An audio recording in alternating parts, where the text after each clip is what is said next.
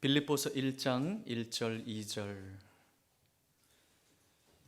다 같이 합독하겠습니다. 시작. 그리스도 예수의 종 바울과 디모데는 그리스도 예수 안에서 빌립보에 사는 모든 성도와 또한 감독들과 집사들에게 편지하노니 하나님 우리 아버지와 주 예수 그리스도로부터 은혜와 평강이 너희에게 있을지어다. 아멘. 빌립보서는요, 우리가 잘 아는 대로 바울이 로마 감옥에서 빌립보 교회에게 보낸 편지입니다. 먼저 이 빌립보 교회가 태동한 그 배경을 좀 살펴보면 사도행전 16장에 바울이 밤에 환상을 보게 됩니다. 마게도냐 사람이 서서 바울을 향하여 막 손짓을 하는 거예요. 우리에게 와서 좀 도와달라. 마게도냐로 건너와서 우리를 좀 도와달라. 이런 환상을 보게 됐어요. 원래 바울은요, 소아시아에 가서 복음을 전하려고 계획을 했거든요. 그런데 성령님께서 그 바울의 사역을 막으셨어요. 그런 중에 바울이 이 환상을 보게 되고, 하나님께서 마게도냐 사람들을 도와주라고 이렇게 말씀하시는가 보구나. 이러한 확신을 갖고 오늘 드로아에서 배를 타고 사모드라게와 네아폴리를 거쳐서 빌립보에 들어가게 됩니다. 빌립보는 마게도냐 지방의 첫 성이에요. 첫 번째로 만나는 성이에요. 또한 로마의 식민지로 있었던 곳이 빌립보 도시였어요. 주전 358년경에 마게도니아의 알렉산더 대왕의 아버지인 빌립 2세가 세운 도시예요. 그래서 이 빌립 2세가 이 도시를 세우면서 자신의 이름을 따서 이 도시 이름을 빌립보라고 명명을 했어요. 자, 그런 도시에 바울이 그 하나님의 환상 또 말씀에 이끌려서 빌립보 도성에 딱 도착했는데 그곳에서 한 여인을 만나게 됩니다. 그 여인의 이름이 누구냐 하면 루디아라고 하는 여인이에요. 자주색 옷감 장사를 하면서 하나님을 잘 섬겼던 루디아라고 하는 한 여성을 만났어요. 근데 이 루디아가 바울이 전하는 복음을 듣고 회심을 한 거예요. 예수님을 믿게 된 거예요. 그리고 나서 그녀와 그녀의 온 집안이 다 세례를 받았어요. 그리고 바울 일행을 자신의 집으로 초대하는 거예요. 이 도시에 거처하는 동안 우리 집에서 거하시라고 자신의 집을 내어드린 거예요. 여러분, 그래서 이 빌립보 교회는요, 이 루디아 여인의 가정에서부터 태동이 된 거예요. 루디아 집에서 모인 빌립보 교회는 그래서 바울이 유럽 지역에 세운 첫 번째 교회가 되었어요. 빌립보 교회 성도들은 대부분 이방인들이었어요. 그렇기 때문에. 그런데도 이 이방인들로 구성된 이 빌립보 교회는요, 믿음으로 잘 성장했습니다. 바울이 전해준 복음을 듣고 잘 성장했어요. 뿐만 아니라 가난하고 어려운 상황에 있었던 교회였거든요. 그런 성도들이었거든요. 그런데 바울의 이 복음 사역, 목회 사역을 물심양면으로 도왔던 교회가 빌립보 교회였습니다. 뿐만 아니라 바울이 로마 감옥에 투옥되었을 때 그런 어려운 형편의 소식을 듣고 또 그곳에 동력자를 보내고 물질을 보내고 바울을 계속해서 함께 도왔던 교회가 빌립보 교회였습니다. 바울을 사랑하는 마음으로 도왔던 교회. 여러분, 그러니 바울의 마음에 얼마나 이 빌립보 교회를 향한 마음이 품어져 있었겠습니까? 바울은 어려운 상황과 형편 중에도 자신의 복음 사역의 좋은 동력자가 되어 주었고, 물질로 자신의 사역을 잘 섬겨 주었던 이 빌립보 교회를 향해서 감사의 마음을 표현하고자 오늘 이 빌립보 교회를 향해서 편지를 쓰게 된 것이었습니다.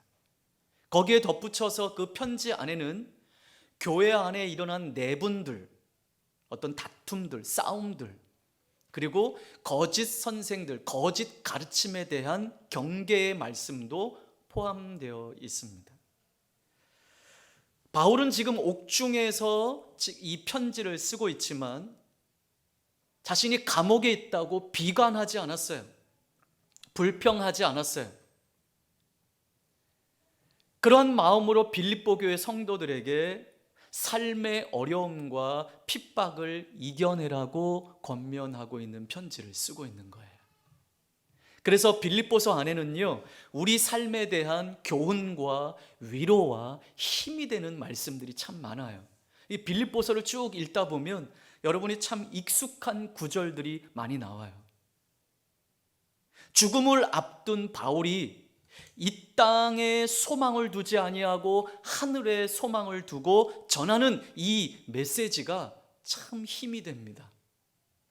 그래서 앞으로 이제 오늘부터 이 빌립보서를 함께 나누기를 원해요. 목사님 아직 시편 119편이 안 끝났는데요. 네, 그건 다시 후반부에. 너무 그 이야기만 계속 하다 보면 또 똑같은 메시지 좀 식상할 수 있어요.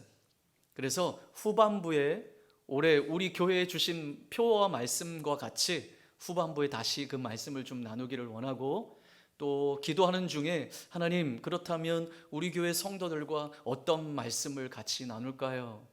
그래서 이 빌립보서를 전할 말씀을 주셨어요. 그래서 여러분, 이 빌립보서를 나누는 동안 하늘의 위로가 있기를 바랍니다. 빌립보서를 함께 나누는 동안 하늘로부터 부어지는 소망과 힘이 생기기를 주님의 이름으로 축복합니다.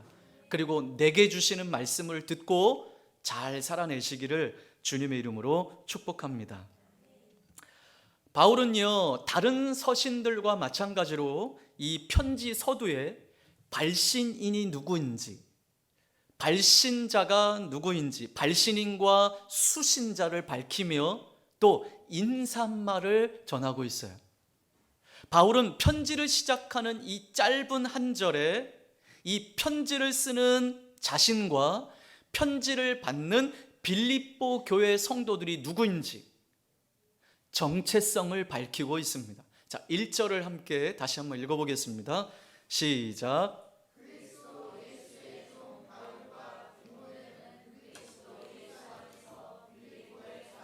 모든 성도와 또한 감독들과 집사들에게 편지하노니. 아멘. 바울은 다른 서신들과는 달리 다른 서신에는 자신의 사도성을 밝히거든요. 나 사도다. 그런데 오늘 이 빌립보서에는 이 사도를 밝히지 않고, 이야기하지 않고 자신을 어떻게 표현합니까? 그리스도 예수의 종이라고 밝히고 있어요. 여기 종, 우리가 잘 아는 대로 헬라어 둘로스라고 하는 이 종은 사로잡힌, 노예라는 의미가 있어요. 바울 당시 그리스 로마 문화에는요, 주인의 집안일을 하는 낮은 신분과 복종을 의미하는 것이었어요. 그래서 바울이 자신을 향해서 그렇게 종이라고 이야기를 해요. 자신의 신분은 그리스도 예수의 종이다. 그렇게 인식하고 있었습니다. 하나님의 부르심을 따라서 예수 그리스도의 일을 이어받는 영광을 누리는 자리에 서 있었어요. 그렇지만 그는 인식을 하고 있었어요. 철저하게 나는 예수 그리스도의 영광스러운 이 일에 참여하는 자이지만, 그렇지만 나는 그리스도 예수의 종이다. 이걸 잊지 않았어요. 그렇습니다. 우리도 우리의 신분을 잊지 말아야 합니다.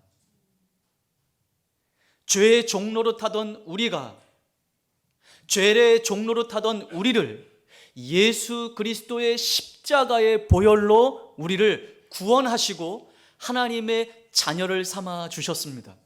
여러분, 이것도 은혜예요. 그렇죠? 그런데 그런 우리에게 하나님이 우리에게 직분을 주셨어요. 어떤 이는 교사로, 어떤 이는 집사로, 어떤 이는 장로로, 어떤 이는 권사로 여러 사역들을 할 수 있는 은혜를 주셨어요. 근데 여러분, 이렇게 하나님 나라의 엄청난 일을 할 수 있는 은혜를 우리에게 주셨어요. 이건 정말 감당할 수 없는 은혜와 영광이에요. 그렇지만 우리가 잊지 말아야 할 것은 우리는 예수 그리스도의 종이라는 것을 잊지 마시길 바랍니다. 이 정체성을 망각해서는 안 돼요. 자꾸 이것을 잊으니까 교회 안에서든지 내 삶이든지 자꾸 주인 되려고 하는 거예요. 그래서 우리 앞에 주어지는 어떠한 부당한 일들에 대해서 참지를 못하는 거예요. 여러분, 우리는요, 그리스도 예수의 종이에요. 종은요, 철저히 주인에게 순종하는 사람이에요. 자기 자신을 드러내는 사람이 아니에요. 주님의 핏값으로 나를 사셨기 때문에 나는 누구 거예요? 주님의 것이에요. 하나님 것이에요. 주님이 주인된 삶을 살아내야 하는 거예요. 내가 나를 주장하지 않고 주님이 이끄시는 대로 살아야 되는 거예요. 우리는 그렇게 고백합니다. 나는 주의 것입니다. 나는 주님이 이끄시는 대로 살겠습니다. 근데 여전히 우리는 죽지를 않았어요. 죽지를 못했어요. 그러니 자꾸 내가 드러나려고 하는 거예요. 자, 베드로전서에서는 우리를 향해 이렇게 또 고백합니다. 너무나 잘 알고 있는 말씀인데 우리 한번 좀 찾아보겠습니다. 베드로전서 2장 9절입니다.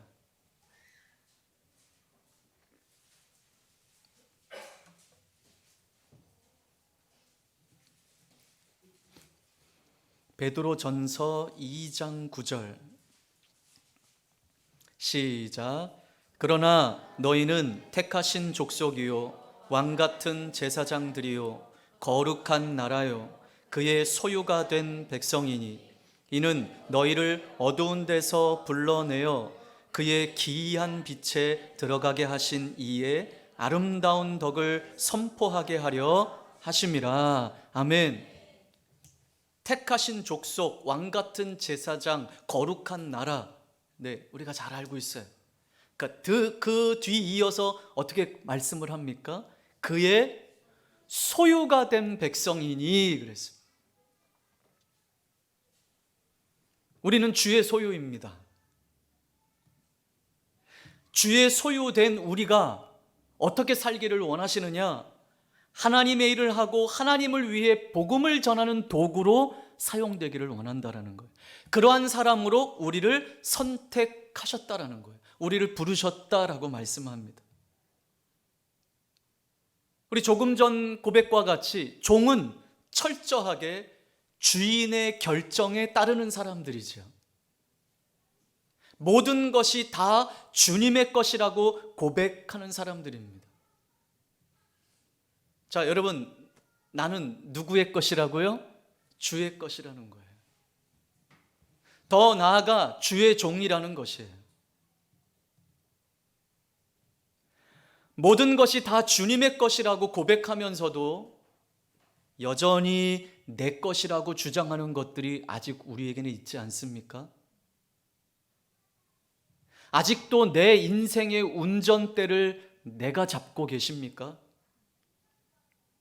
주님의 결정에 순종하지 못하고 내가 결정하고 있는 것은 없습니까?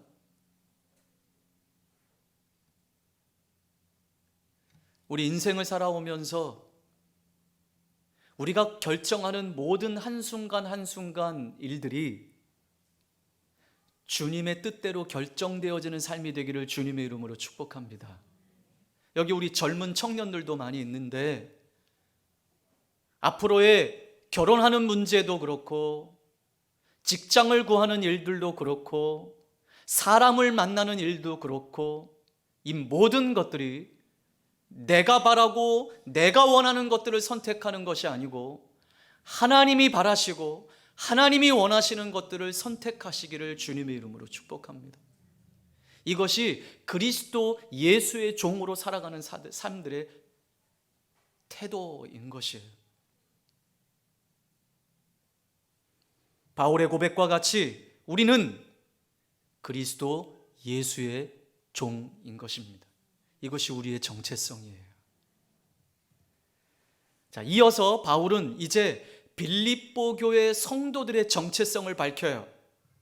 자, 오늘 1절에 그리스도 예수 안에서 빌립보에 사는 모든 성도와 또한 감독들과 집사들이라고 표현하고 있어요. 자, 빌립보 교회 성도들의 정체성은 무엇입니까? 그리스도 예수 안에 사는 사람들이라는 거예요. 그리스도 예수 안에 사는 사람들, 그리스도 예수 안에 산다라고 하는 것은 단순히 예수님을 믿는다라고 하는 수준을 뛰어넘는 거예요. 그리스도 예수 안에 산다라는 말은요, 예수 그리스도와 영적으로 하나 된 상태를 말하고 있어요. 그리스도 예수와 영적으로 연합한 상황을 말하고 있어요. 여러분, 성경에서 연합하다라고 하는 의미는요, 악교로 붙이다라고 하는 의미가 있어요. 좀 더 쉽게 말한다면 강력 접착제로 붙이다, 우리 표현으로는 예수와 연합하다라는 말이 그 말이에요. 자, 여러분, 강력 접착제에 붙으면 그거 잘 뛸 수 있어요, 없어요? 못 뛰어요. 망가져야 돼, 망가져야 돼. 여러분, 예수 그리스도와 연합한다라고 하는 것이 그거예요. 예수 그리스도와 함께 산다라는 말이 그거예요. 내가 좀 은혜 있을 때는 예수님과 연합하고, 그렇지 않으면 불평하고 불만하고 원망하고, 에이, 하나님 나 사랑하지도 않네, 주님 나 사랑하지도 않네, 이것이 아니에요. 예수 안에 산다라는 것은 영적으로 연합한 상태라는 거예요. 어떤 것도 흔들림, 어떤 상황, 어떤 감정에도 흔들림 없이 하나님과 함께 하는 것, 우리 주님과 함께 동행하는 것, 그것이 연합하는 거예요. 나는 죽고 예수로 사는 존재가 우리라는 거예요. 이것이 예수님과 연합된 삶인 거예요. 나는 누구인가? 우리는 죄악된 세상 속에 살고 있지만 동시에 그리스도 예수 안에 사는 사람들이에요. 또한 그리스도 예수 안에 산다라고 하는 것은 예수 그리스도와 연합하고 하나 되는 뜻이 있다.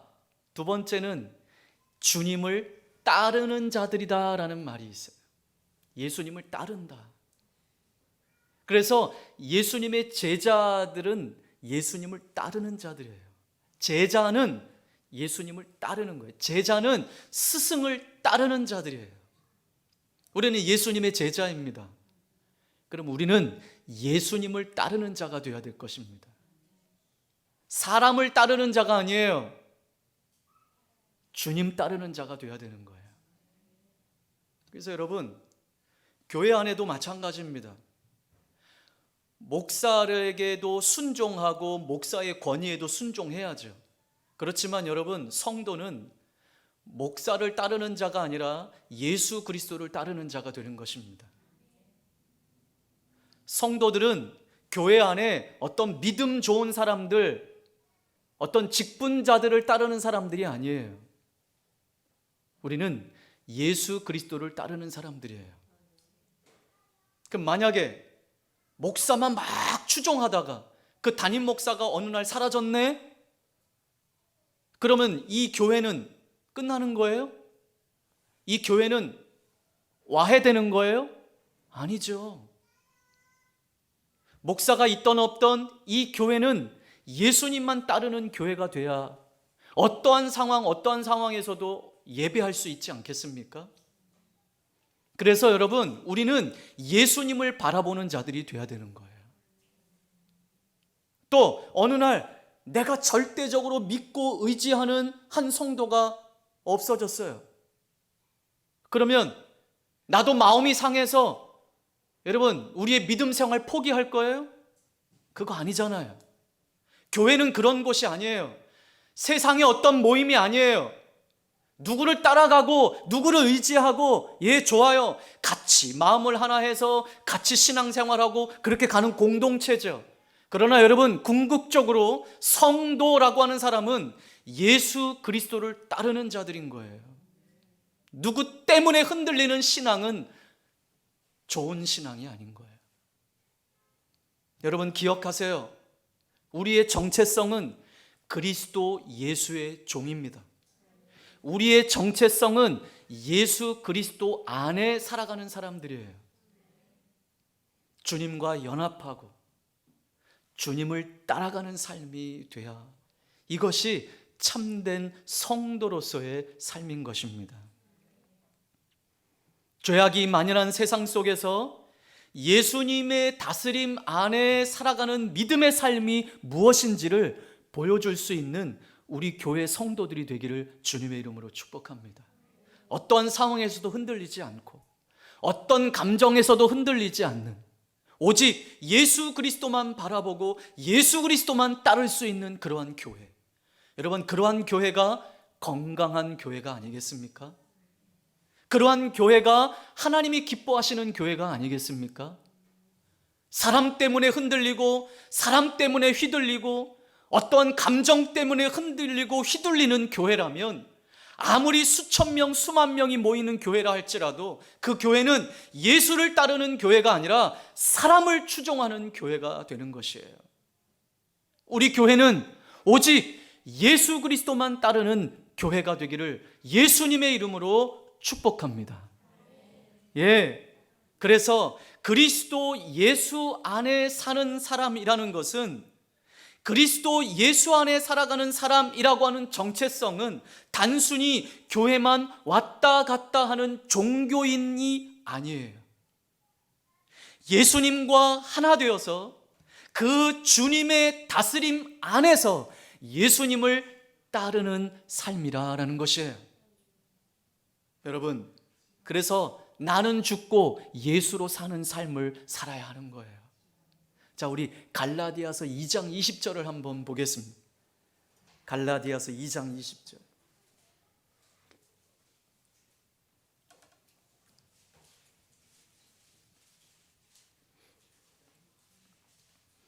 갈라디아서 2장 20절 시작. 내가 그리스도와 함께 십자가에 못 박혔나니 그런즉 이제는 내가 사는 것이 아니요 오직 내 안에 그리스도께서 사시는 것이라.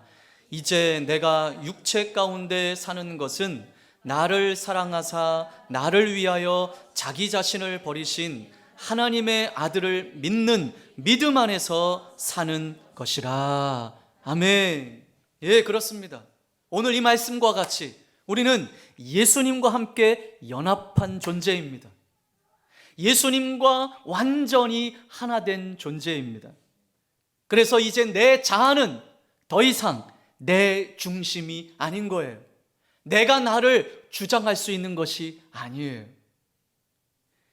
예수 그리스도께서 내 안에 살아계시고 나의 삶은 나를 사랑하시고 나를 위해 자기 목숨을 내어주신 하나님의 아들을 믿는 믿음 안에서 살아가는 것입니다. 이것이 우리의 정체성이에요. 여러분, 이 정체성을 잊지 마시고 주님 오시는 그날까지 우리의 믿음을 굳게 지킬 수 있는 삶이 되기를 주님의 이름으로 축복합니다. 이어서 바울은요, 여느 편지와 마찬가지로 인사 메시지를 전합니다. 빌립보 교회 성도들에게 전하는 인사 메시지는 다른 서신들과 다를 바가 없어요. 은혜와 평강을 빌어주고 있어요. 자, 2절 다시 한번 읽겠습니다. 시작. 하나님 우리 아버지와 주 예수 그리스도로부터 은혜와 평강이 너희에게 있을지어다. 아멘. 예, 마치 예배 끝난 후에 목사가 축도하는 것과 같아요. 그렇죠. 비슷해요. 이 은혜와 평강은 바울이 서신을 기록할 때마다 빼놓지 않고 언급하는 메시지예요. 에베소서 1장 2절은 하나님 우리 아버지와 주 예수 그리스도로부터 은혜와 평강이 너희에게 있을지어다. 골로새서 1장 2절에도 골로새에 있는 성도들 곧 그리스도 안에서 신실한 형제들에게 편지하노니 우리 아버지 하나님으로부터 은혜와 평강이 너희에게 있을지어다. 바울의 마음이에요. 이 편지를 받는 이 수신자들이 은혜와 평강으로 가득하기를 원하는 사도 바울의 마음이 담겨져 있어요. 여러분, 여기 이 평강은 우리가 잘 아는 대로 히브리어로 샬롬이에요. 샬롬. 샬롬. 오늘 바울은 하늘의 샬롬으로 이들에게 인사하고 있어요. 샬롬. 여러분, 우리 교회에 우리 SNS에 올려 있는 샬롬 찬양 들으셨어요? 제가 그 참 좋아하는 찬양인데 다시 한번 좀 들으세요. 샬롬. 여러분의 마음 가운데 하늘의 샬롬이 있길 바랍니다. 불안하고 두렵고 무엇이 정말 정답인지 알지 못하는 이 세상 가운데 전쟁과 기근과 모든 이 세상의 혼란스러운 가운데 우리에게 필요한 건 하늘의 샬롬입니다. 우리 서로가 서로에게 이 샬롬을 좀 빌어주는 성도가 되었으면 좋겠습니다. 그래서 여러분, 이 바울 서신에 나타난 이 바울의 문안 인사는요, 아주 중요한 메시지를 담고 있는데, 이 바울의 문안 인사 가운데는 우리 신앙생활하는 성도들에게 진짜 필요한 것이 무엇인지를 우리에게 가르쳐 주고 있어요. 이 세상을 살아가는 성도들에게 진짜 필요한 것이 무엇인지를 알려주고 있어요. 여러분, 우리에게 진짜 필요한 것은요, 이 땅의 권력도 아니에요. 이 땅의 돈도 아니에요. 에이, 돈이 좀 있어야 내가 어렵고 힘들 때 좀 쓰지. 예, 필요해요. 그렇지만 진짜 필요한 것이 무엇인지 우리에게 가르쳐주고 있어요. 그리스도 예수 안에서 예수 그리스도의 종된 정체성을 갖고 죄악된 세상에서 살아가는 성도인 우리에게 진짜 필요한 것은 하늘의 은혜와 하늘의 평강이라는 것입니다. 특별히 여러분, 은혜와 평강했는데 여러분, 어떤 말이 더 먼저 나와요? 평강이 먼저 나와요? 은혜가 먼저 나오나요? 은혜가 먼저 나오죠? 여기에 다 의미가 있어요. 은혜가 평강에 앞서 나오는 이 언어적인 순서는 평강과 행복이 은혜의 결과로 주어지는 것이라는 거예요. 은혜의 결과로 뭐가 주어진다고요? 평강이 따라오는 거예요.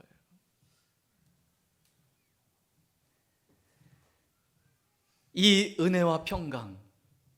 근데 오늘 더 중요한 고백을 해요. 이 은혜와 평강이 어디로부터 온다고 고백합니까? 하늘로부터. 우리 아버지 하나님으로부터 부어진다고 고백하고 있어요. 네. 은혜. 거저 주시는 선물은 아버지 하나님으로부터 오는 거예요. 하늘로부터 오는 거예요. 그리고 평강도 하늘로부터 오는 거예요. 우리가 인간적으로 아무리 도움을 주고 위로를 한다 한들 그 위로와 도움은 영원할 수 없어요. 진짜 위로와 진짜 평안은 하늘로부터 부어지는 거예요. 값없이 주시는 예수 그리스도를 통한 이 하나님의 은혜가 이 땅과 오는 하나님 나라에서 누리게 될 모든 평강의 시작인 것을 여러분 기억하시길 바랍니다. 그렇습니다. 하나님의 은혜를 입은 사람만이 세상이 알지 못하는 평강을 누리게 될 것입니다. 여러분 마음 가운데 평안이 없으십니까? 하나님의 은혜를 더 묵상하십시오. 그렇다면 오늘 살아가는 이 모든 것이 하나님의 은혜임을 깨닫게 될 것입니다. 아, 그래, 내가 오늘 살아가는 것이 은혜지. 이것을 아는 사람만이 하늘의 평강을 누릴 수 있는 거예요. 예수 그리스도의 십자가의 복음이 우리에게 주시는 가장 큰 선물, 이것이 은혜와 평강인 것입니다. 힘겨운 세상살이 가운데 하나님은 우리를 사랑하셔서 죄악에서 구원하시려고 예수 그리스도를 십자가에 내어주셨어요. 그리고 그 십자가를 통해 우리의 죄를 용서해 주시고 자녀 삼아 주신 이 은혜를 기억할 때 우리는 오늘을 살아낼 수 있는 힘을 얻게 되고 마음의 평안함을 얻게 되는 것입니다. 이런저런 걱정과 염려 가운데 살아가는 우리에게 하늘의 샬롬이 임할 때 진정한 평안을 누리게 될 것입니다. 바울이 빌립보 교회 성도들에게 은혜와 평강이 충만하기를 기원했던 것과 같이 그리스도 예수 안에서 그리스도 예수의 종이라는 그 정체성을 가지고 합당하게 살아낼 때 이 은혜와 평강이 우리의 삶을 다스리게 될 줄 믿습니다. 이 은혜와 평강으로 우리 정체성에서 흔들리지 말고 예수 그리스도와 연합하고 예수 그리스도를 잘 따라서 잘 살아내는 은혜와 평강의 축복을 누리시기를 예수님의 이름으로 축복합니다.